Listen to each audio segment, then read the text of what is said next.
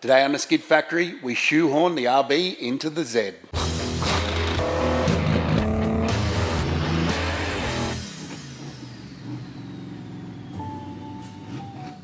I'm flying solo today because Woody is testing out the Crown Wagon at the Road Trip Drag Challenge up in Warwick on the brand new Warwick track, so that'll be cool. I have some family commitments with Gussie's graduation, so I can't go, but I'm in the shed and we're just about to fit the engine for hopefully the last time. I've got the turbos off, all that, the exhaust manifolds and everything are all bolted on properly because I figured they'd probably be hard to get out. I've got all the accessories there as well. It's looking pretty cool. Now I've got to fit it to the car. I have actually had a dummy block and gearbox and everything, so I've already made some engine mounts which are actually very basic. You can see they're just a chunk of 50mm box that matches up with these Tough mounts. Jason from Tough Mounts supplied me with these. They're actually R32 Skyline replacement mounts, but the bottom half of them is just, to bolt straight onto a cross member, which just didn't, it was just completely impractical for the Z's cross member because they're just completely different. So what I've done is I've had a spare universal kit that is actually bits and pieces to suit like a Kingswood. So they use like a 2-inch box mount. So I've kept that bit. These are original RB25 brackets, the Tough mount, and then these I've made to drop down and just meet up with those 50mm pieces of box that I've welded to the chassis or the cross member. You can see I have made a sump. That was also part of the job. I had a bit of time where I needed to, where Woody was working, doing editing and stuff and couldn't come up here. So to keep myself busy, I converted the rear patrol sump into sort of a boxed out thing like that. It's got about a 7-litre capacity, which is pretty sweet. So there's a couple of options for the sumps in these things. Most people, I think, use a front sump and remove the sway bar. I didn't really want to do that because then you got to deal with where the sway bar is, and the front sumps are also very small and also responsible for a lot of engine failures because they've got no baffling and they're got no capacity. So the other thing I did was, normally people just mount the Z32 gearbox in its spot, put the RB bell housing on and then just plug the engine into it. That leaves the engine around about here at the front and with a pretty big gap at the back. So that isn't how I roll. So what I did was move the whole thing back 50mm. You can see here the custom gearbox cross member. That's the original centerline of the mount. That's actually a Turbo 400 mount that bolts straight onto the gearbox because the original mount's like a weird cradle thing that goes over the top of this. So that's how far back the engine's been moved. I now have to obviously modify the shifter as well, shorten it the same amount. So shorten that and shorten these arms here. But it's all part of the game. So I should be able to just drop this thing in. I have never had it in with a cylinder head on it, so I've given it a little massage around these areas and also in the tunnel there to get it back as far as I can. So let's hope that it just drops in without any dramas.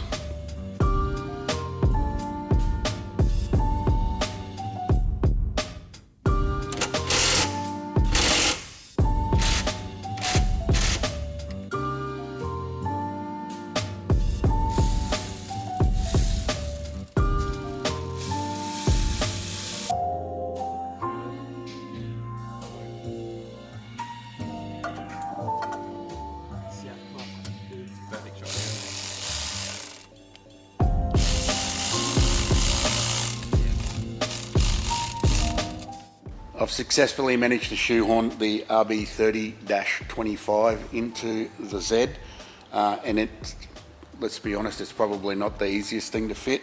It does fit in the engine bay, but it doesn't leave much space for other things that also need to be in the engine bay, like radiators and stuff like that. I already knew this, obviously did my research beforehand, but until you actually do it, you don't know the little intricacies and details that you've got to deal with to make it all work. So I did have to make a few little changes here and there and bash some things and gently clearance some bits of sheet metal. And the engine dropped in there okay. Like, I'd already made the engine mounts and stuff, but I didn't know about the cylinder head because it has never been on the block that I used.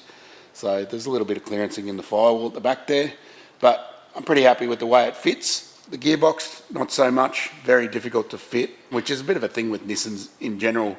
You kind of have to roll the gearbox over just to get it to actually go into the tunnel properly, which is pretty annoying. So I had to put longer bolts in the subframe and allow the subframe to drop right down, probably 100 mil or so, to just give me space to put it in.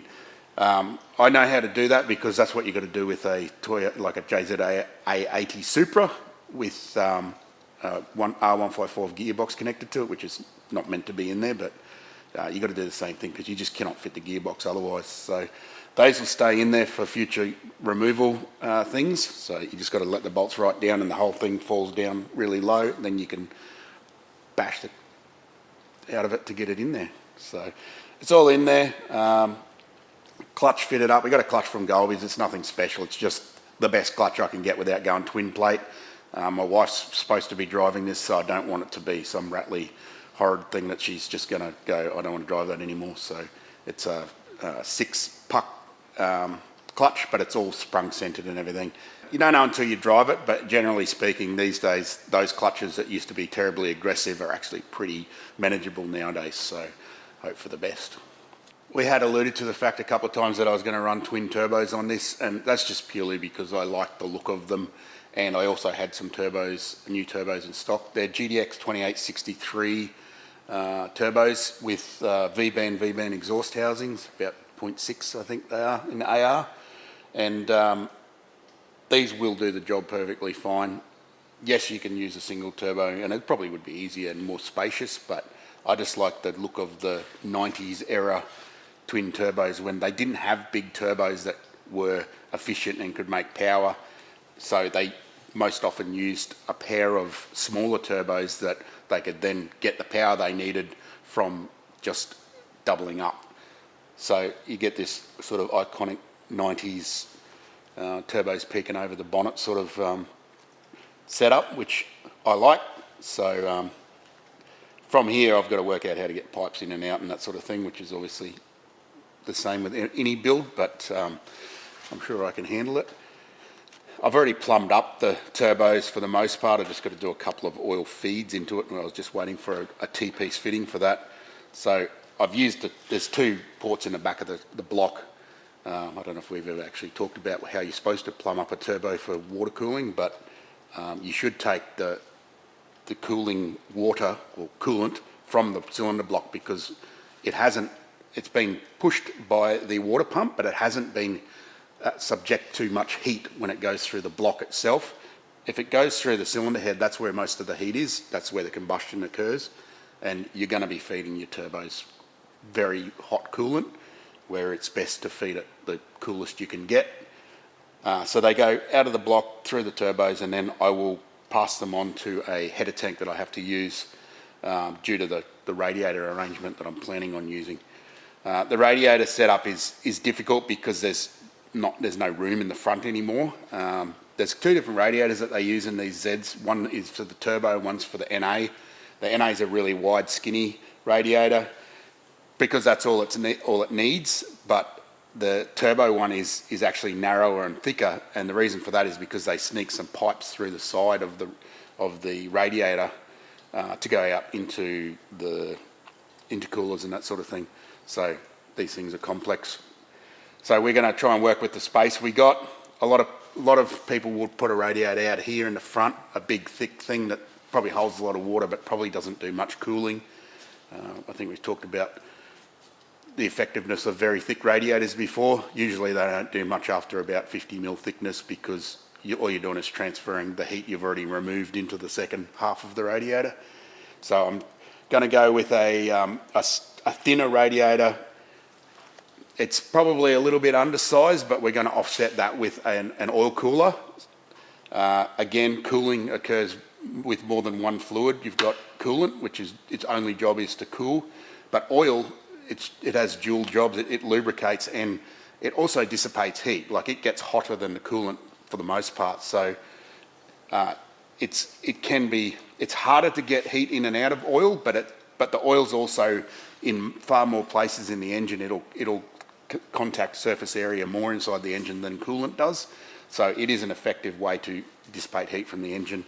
So an oil cooler, for that reason, can be a good way to complement a radiator that's maybe not quite the right size, or we don't really know yet. But that's the plan. We use the same theory on Gav's Hakusuka, and the parts are actually the same. They just happen to be the right size to fit in this case. So we'll get to work mounting all those things.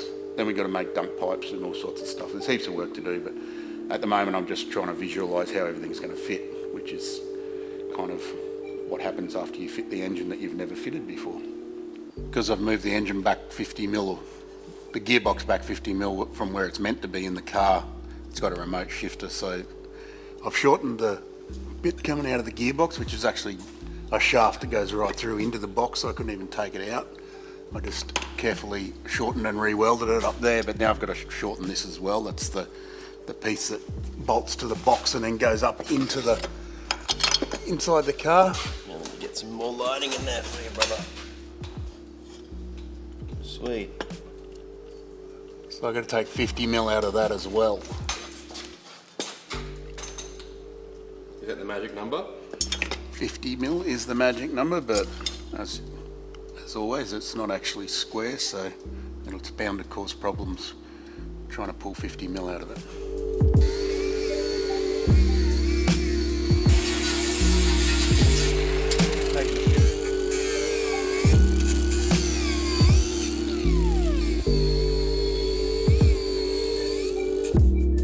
How's that looking, sunshine?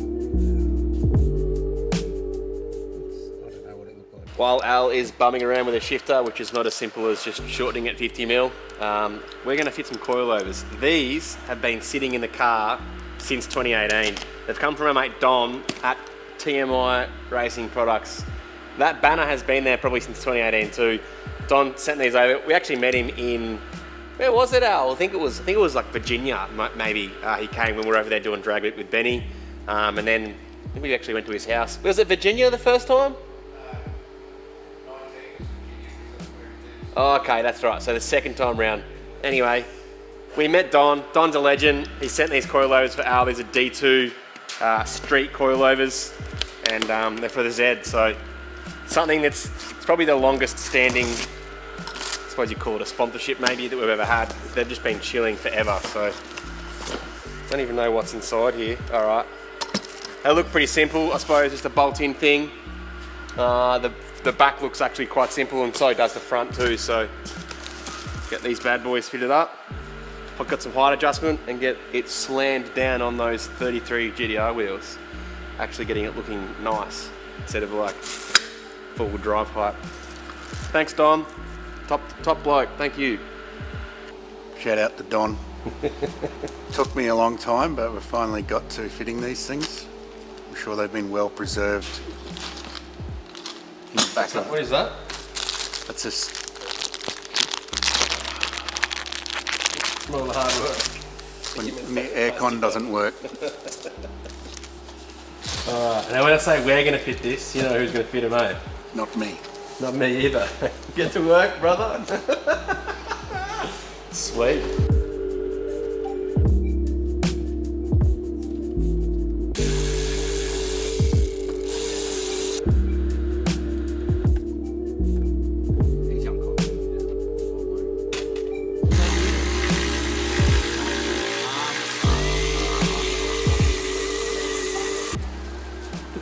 That's like a 5x2, brother. Not even a 6x9.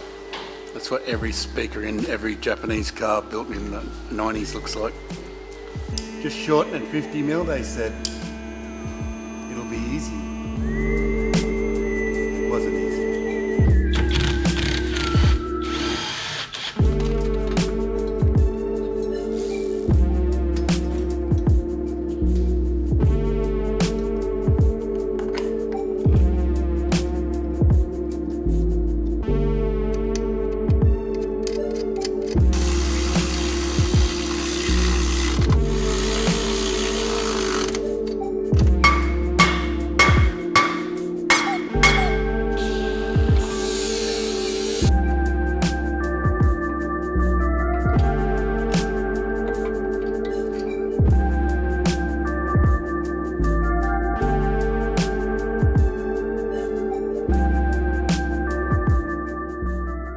Just remove the rear rotors and calipers because you want to clean these up and paint them and make sure they're not seized or anything. They've been sitting for quite a while. But we'll give the rotors a machine and clean them up too. One thing is also the brake lines. They're not bad, but they are old. If anyone can tell me why Nissan does this, they've got a flexi line from the body and it goes back to a hard line with this weird bracket. Now is that just to keep someone in a job because they can keep making brackets, or don't know why, but what do you reckon? Why do you reckon it's for? I reckon it's the Nissan bracket company. Yeah. They do love a bracket. I know, it's probably because you can also... There's another 10 people who had a job back then. Yeah, exactly right. They went broke in the 2000s. So we're going to strip these down, get the pads out. Alan's looking for some pads for them, which are like very expensive, but that's a you problem, not a me problem. How's that shifter going, pal? I'm working on it. I'm looking for some bushes to replace the battery terminal covers. What's for lunch, Joe Teen? I don't know. We'll go get some dirty bog food. Dirty bird. I thought you're cutting, bros. Yeah, trying to. I'm on holiday now.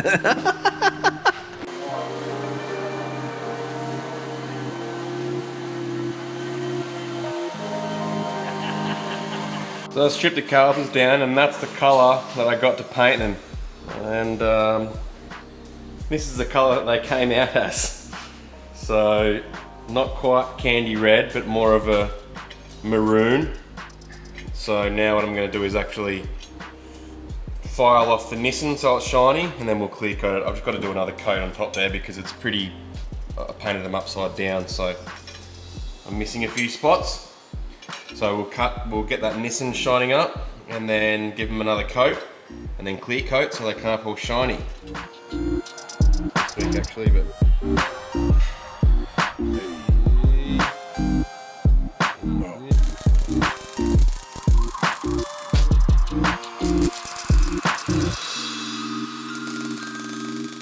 Insert SpongeBob 4 hours later. Only 4. Only 4 hours? It's about that time when those Subaru parts you've been hoarding for 10 years come in handy, eh? They always come in handy. What do you need? I'm just looking for a better one of these. I've done a couple of manual swaps on Nissans, and normally you'll find a plate over the hole in the firewall. It's kind of spot welded on there and then sickered, and there's your holes underneath. That's pretty well, lots of manufacturers do that anyway, if they came manual too. Subaru doesn't do that, they just put a bung over it and you just pull it out. Okay, true. Much easier. Yep. Anyway, so we removed that, and then the problem I've got is I couldn't find an actual 300ZX manual pedal box, so I've had to modify a Skyline box because that was the only thing I could get. So I think it's R34, it's got that written on it anyway. I got that off Brendan, thanks mate. So it obviously didn't fit. I had to modify the hell out of it to get it in there. If you've got one for sale, please call us and I will buy it off you, because I'm not super happy with it, but I've done what I can. This is a genuine Nissan clutch master cylinder for a non-turbo. So the turbo ones have got a booster hanging out of the firewall for the clutch. So obviously I don't want that. So I had to track that down as well because it's opposite to all the other Nissans are this way and it's this way. So it hasn't been much fun, but I think we're there. I've been messing around underneath the dash, cutting myself up for a couple of days now, and I think I've got it worked out. All I've got to do now is just bolt it in there, get a slave cylinder which is on the way, plumb it up and see if it works. Unfortunately, we won't know if it works until the engine's actually running, and that's always a problem with clutches, but it's better than no clutch at all. You could have got a job at the Nissan bracket factory making that kind of thing, mate.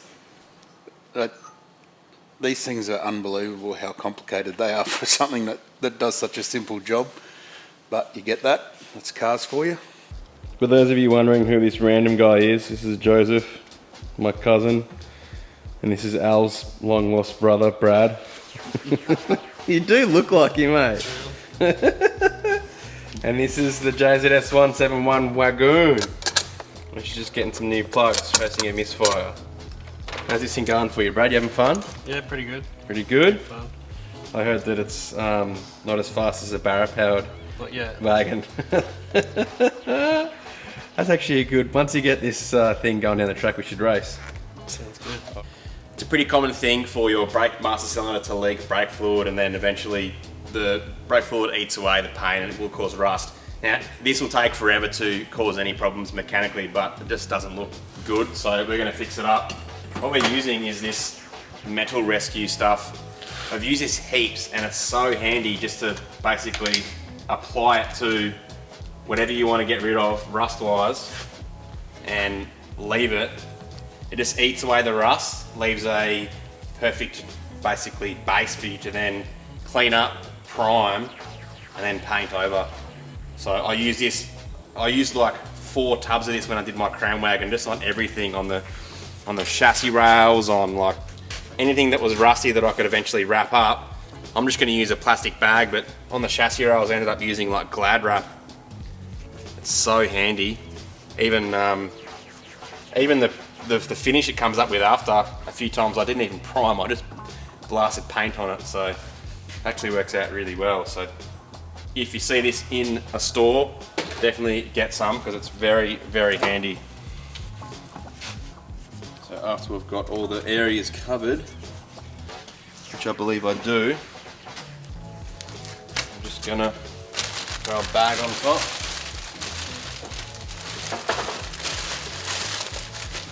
Protect it, wrap it up, and let that sit, and let the metal rescue do its job. Come back in half an hour or something and it will be all good to go.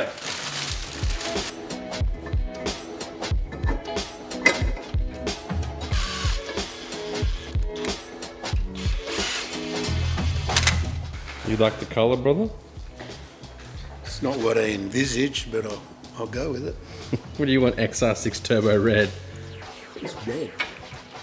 We're in ticking things off the list mode at the moment. There's a big list, so we're just sort of attacking it one at a time, small bites and all that. One of the jobs is the brakes. Like most of the sports-orientated Nissans of the time, around when this was built, late 80s, in the 90s, they had exceptional brakes on them. But by today's standards, they're probably not that great anymore. The componentry that they use is actually pretty good, and they do vary, even though most of them look the same. The construction of them is a bit different, and there's different rotor thicknesses and a few little variations on them. These ones have aluminium calipers, whereas some of the other ones are cast iron, but they look kind of the same. They're all made by Sumitomo, so they're all pretty standard sort of stuff that was used on other cars as well, like Subarus and that sort of thing. What we've done here is the caliper's pretty good, but the rotor was very small, and that's probably I'm not sure, maybe something to do with the wheel size back in the day, but now we can, because we're running these GTR R32 wheels at a 17-inch, we can afford to put a bigger rotor on it. So what we've done here is we've got an adapter bracket that basically moves the standard caliper out and allows you to put the R33 GTR rotor on, which normally has a Brembo caliper over the top of it. The rotor size is the majority of your braking power benefit. The GTR calipers are crazy money, so this is a great budget way of doing it. The rotors are pretty cheap, and the bracket you can get from a couple of different sources. These bracket systems actually designed for everything but this car, because this has got aluminium knuckles, whereas all the other cars have got either a strut or a steel knuckle. It has got a thicker mounting point, so I've had to add just some machined spacers to push the caliper into the center where it's meant to be. So that's just specific. We didn't really know that, to be fair. We're learning as we go, but it was a good place to start compared to trying to grab a chunk of aluminium, map it all out, mill it yourself. This is probably the easier way to do it. So I might suggest that they throw in a couple of spacers, and then these would be able to be fitted to this car pretty easily.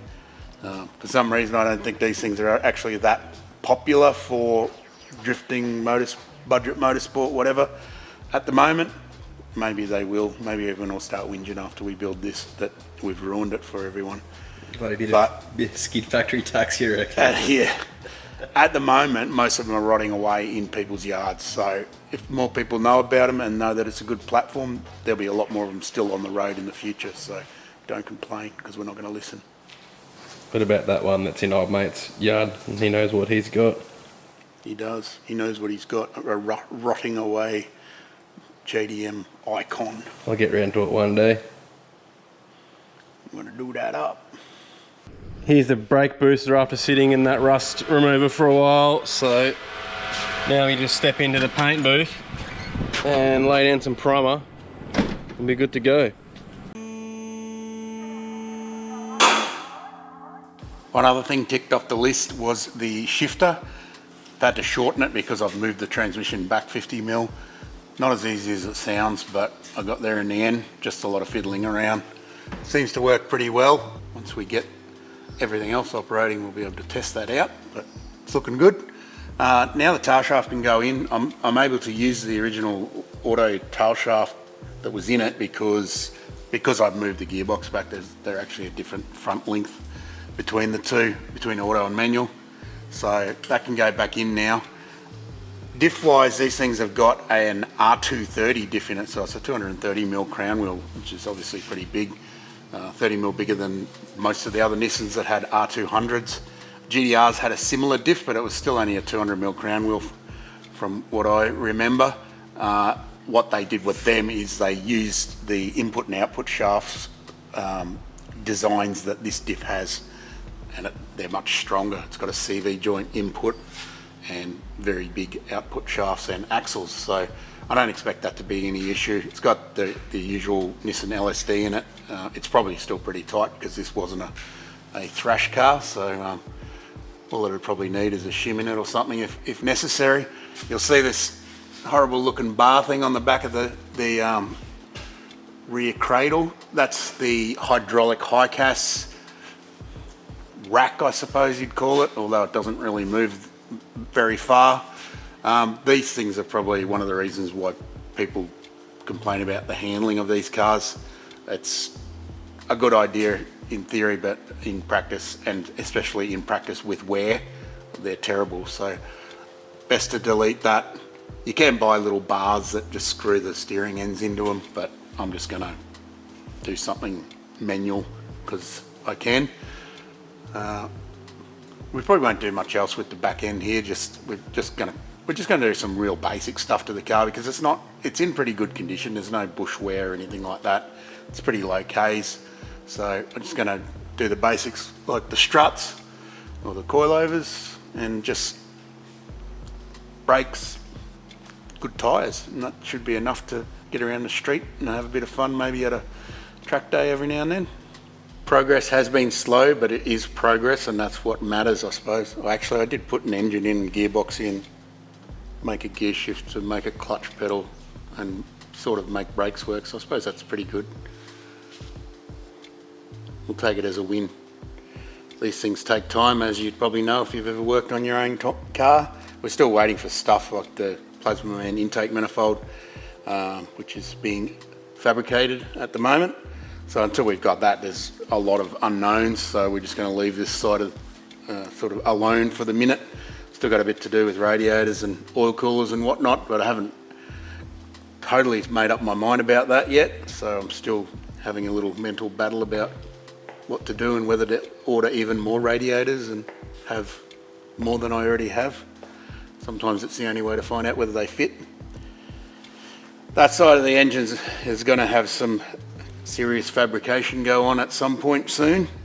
Again, there's always space constraints, so we've got to think ahead and worry about things like air conditioning, which you know how much I don't like, but this car's got to have it, so I'm going to have to snake a dump pipe around some aircon outlets. And the front wiring loom in this car makes me very unhappy, so I may end up pulling it out and stripping it all out, similar to what we did on the Laurel, except this is much worse.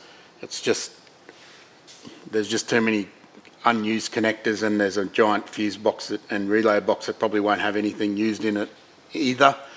and not much space, so that's probably going to happen. The only thing that's stopping me doing it right now is that I have to get underneath the dash to unplug everything, and I'm literally scarred from being under the dash for the last day trying to make a pedal box, so I'll leave that for a couple of days and get my mojo back and get stuck into it. Don't forget, we've got 10% off all our merchandise, so hit the merch store if you want to buy something. You can buy one of these shirts. I got mine for free. But Turn around. I'm special. So. You pirouette on the back. Yeah, look at that. Best car on the channel. You can also buy the Good Crown shirt. It's still available. That's the one with the big block and the whatnot. Whatever. The Good Crown. So check it out. Heaps of stuff available there, and as always, it supports the show, so we appreciate it. I think that's all we got, isn't it, Woody? Sure. Nothing else? No, I don't think so. Cool. You keep telling me to wrap it up. Yeah. You're going like this. I am. Thanks for watching. We'll see you next time. They were all the rave, man. Back in the day, to have a 17-inch like chromie, or a 19 or a 20. If you had 20s, you were a king if you had 20s back in the day.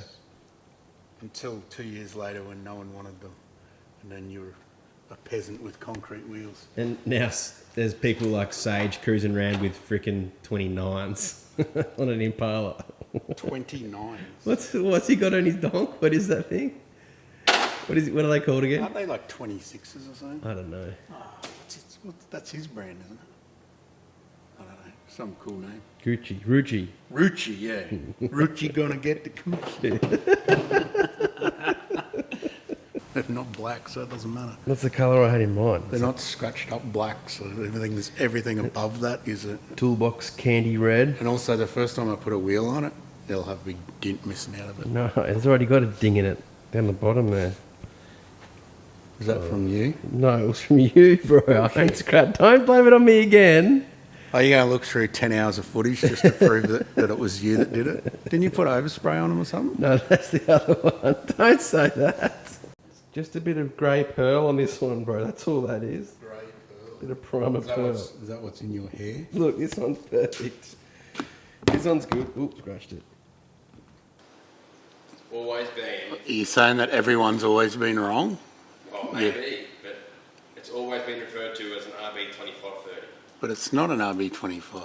Well, is it okay then? So when people call their JZs a 1.5 JZ. They're wrong as well. Okay, then so it's a 2.5 JZ. No, it's a 2JZ with a 1J head. Check out my RB30 with a 2.5 litre cylinder head on the top of it. Check out my RB30 twin cam. My RB30 DET. Sure, yeah, See? cool, I get that. 25 comes before 30. No, it doesn't. Because it's not an RB25. RB55. That's why it's hitting the bonnet. If it was an RB25, it wouldn't be hitting the bonnet. Is it hitting the bonnet? I thought you checked that. I checked it after the head was on, not before. That marks there. You got to be stupid. Just because your engine's not big enough. Yeah, butthurt, are you? Can't help it if you've got no taste. Desmond Regamasters. That's what they are. Desmond Regamasters. Did that just come to you? It just came to me.